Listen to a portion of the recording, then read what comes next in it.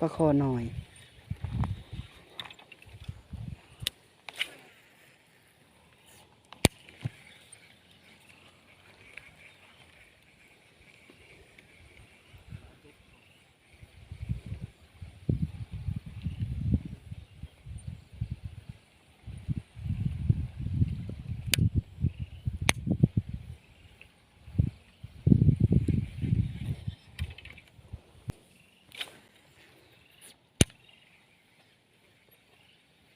แต่ลูกปลาคอเลย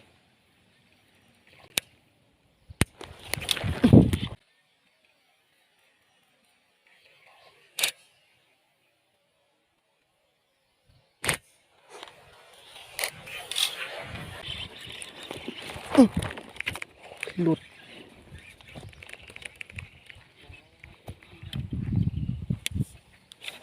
ใหญ่แล้วมั้ง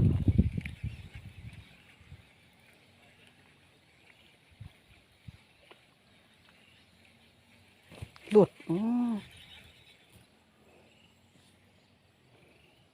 วัดคอยพูด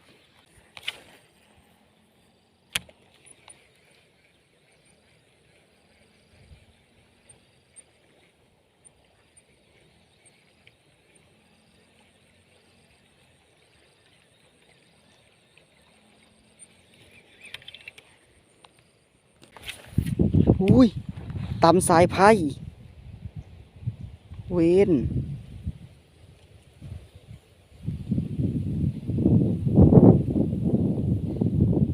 สายพันธุ์สายไพ่เจ้ากรรมเจ้าเวนไอสัตว์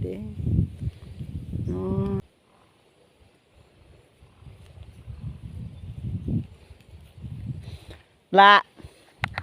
พูเลยตำสายไพ่พูเลยค่อยแก่ไปนี่แหละ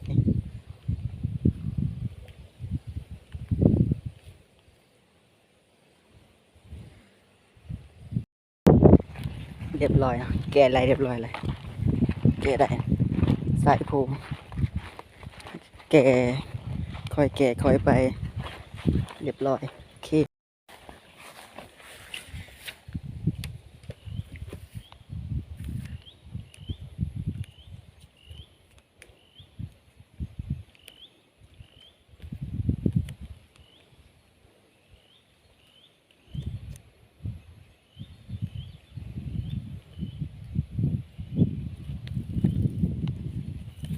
ตีไปแล้วกับภู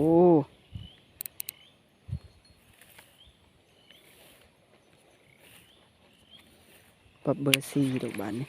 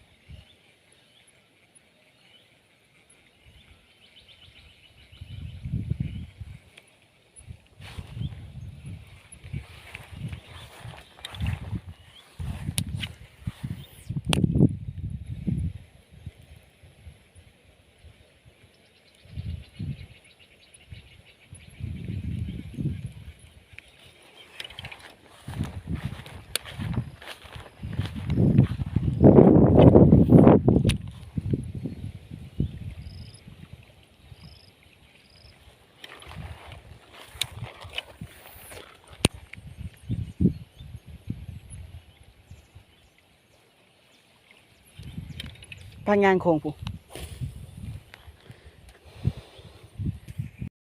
นี่เนาะได้2 โตแล้วปลาสูตรครับลองตกปลาสูตรลงเบิ่งเนาะ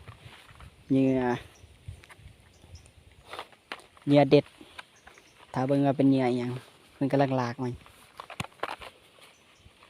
ตีปลาคอบ่ได้ลองใส่ไปโอ้ยยำโอ้ยกายใส่มาเบิ่งด้วยเหยื่อน่ะนี่เนาะเป็นเหยื่อ